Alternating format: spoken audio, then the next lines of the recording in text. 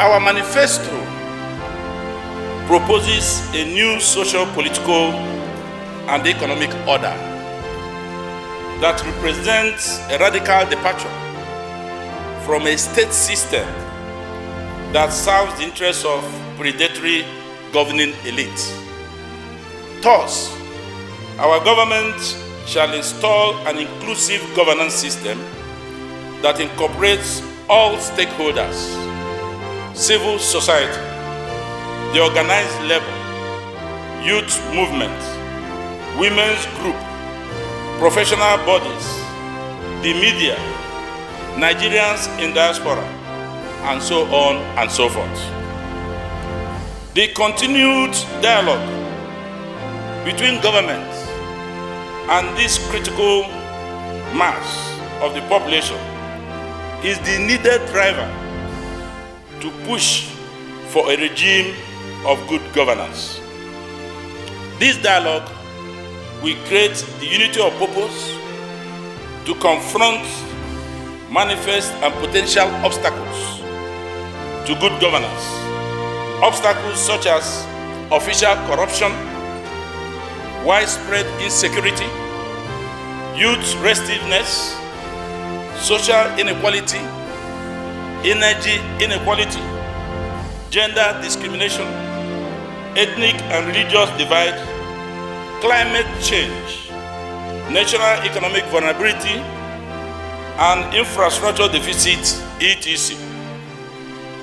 The support for government policies and programs that will be harvested from these mass organizations is the nucleus that will birth a new Nigeria that serves the interests of all. Our government will build governance institutions and rules that are not just efficient, but also fair, and that are developed through a democratic process in which we all have a real political voice.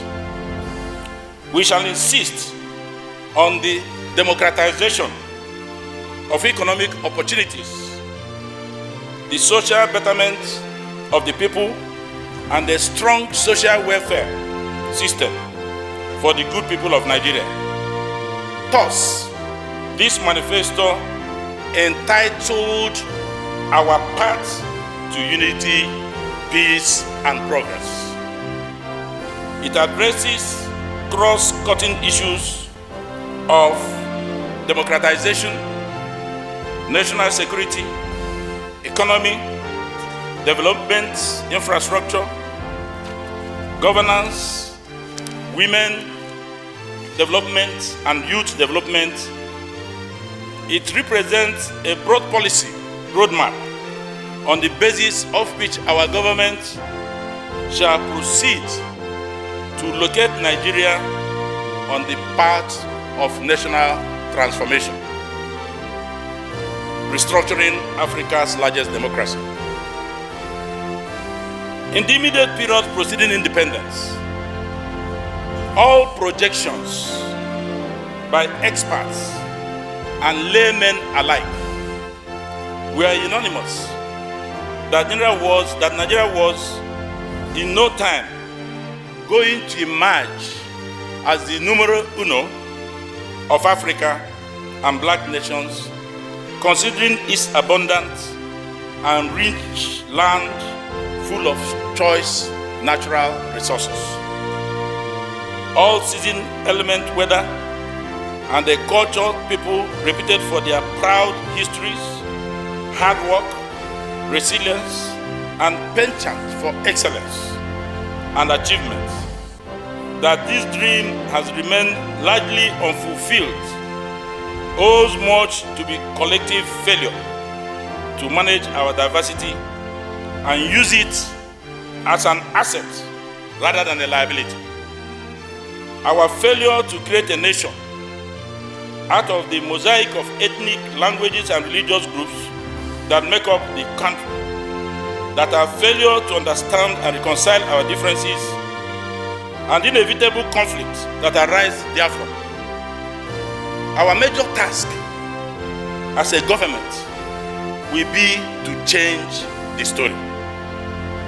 This we shall do by means of enthronement of a regime of good governance, fashioning and implementing programs and policies that will precipitate and accelerate national reconciliation and national healing, build genuine and enduring trust among and within the people, resurrect and unleash our fine African values onto the social fabric, as well as take concrete steps that will foster national unity.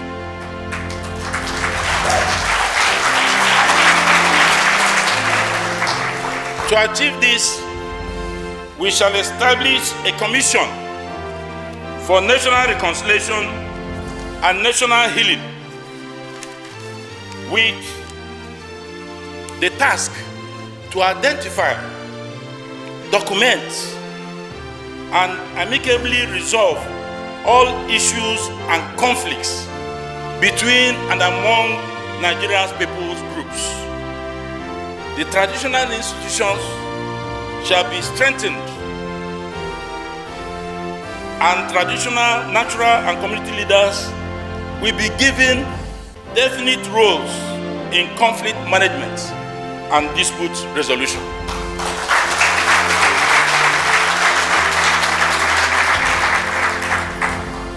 We shall revert to the old national anthem.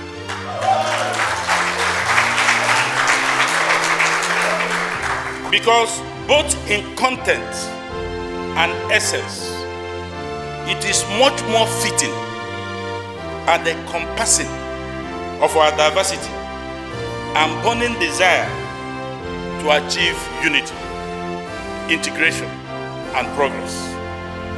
We shall redirect and reinvigorate the National Youth Service Corps by removing corps members from cities and urban centers to the hinterland, making the service community-based.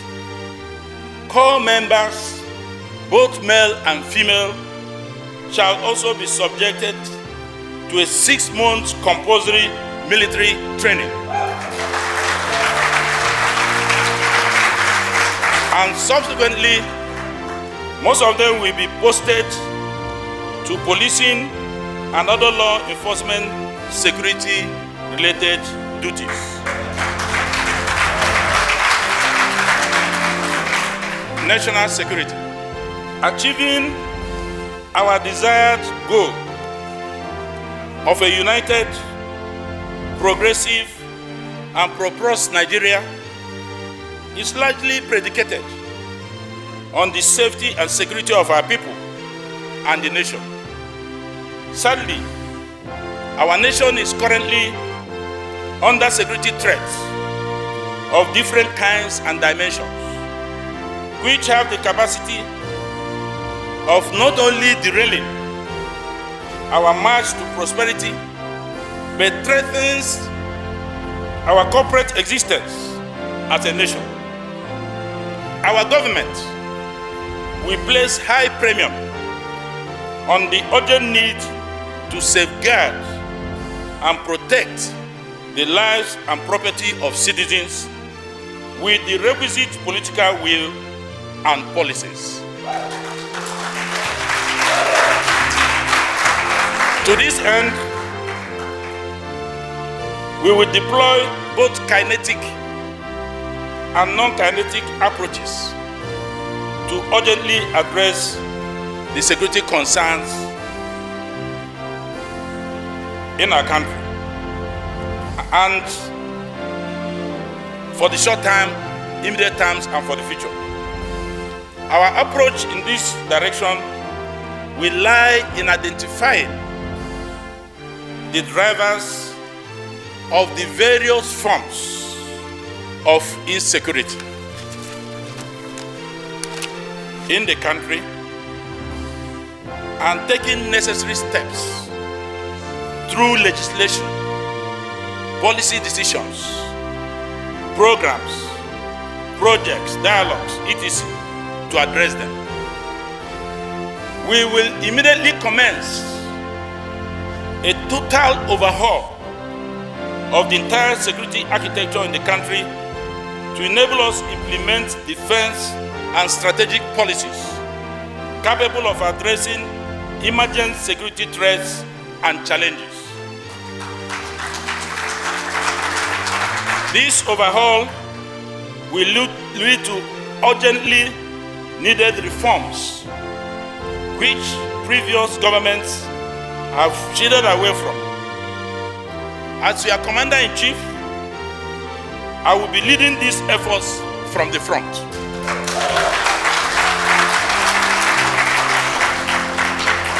We will equally undertake a strategic defense and security audit towards understanding the capacity of our security sector in terms of equipment and personnel. Guides from the audit will enable us and the government to determine the number of personnel required for recruitment and the kind of equipment needed to build a resilient and strong security sector. This audit will also afford us the opportunity to establish how the enormous resources allocated to the defense sector have been utilized over the years. We will equally improve the working and living conditions of Nigerian security personnel, including the police, and ensure that the nation rewards them adequately for the sacrifices they continue to make for our safety and well-being.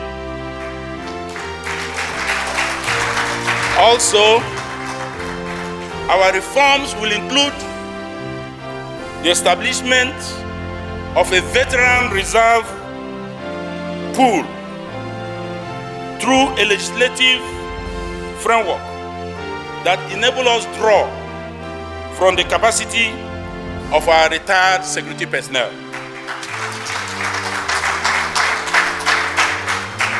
While implementing the foregoing reforms, in order to strengthen Nigerian security establishments for proactive response to security threats of any kind, our government shall invest heavily on non-kinetic approach to address our security challenge.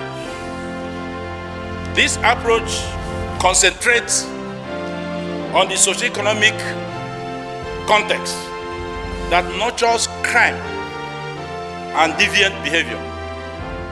Thus, we shall address the push factor of widespread poverty, social exclusion, ungoverned space, etc., in order to provide a sustainable respite from the criminal enterprise.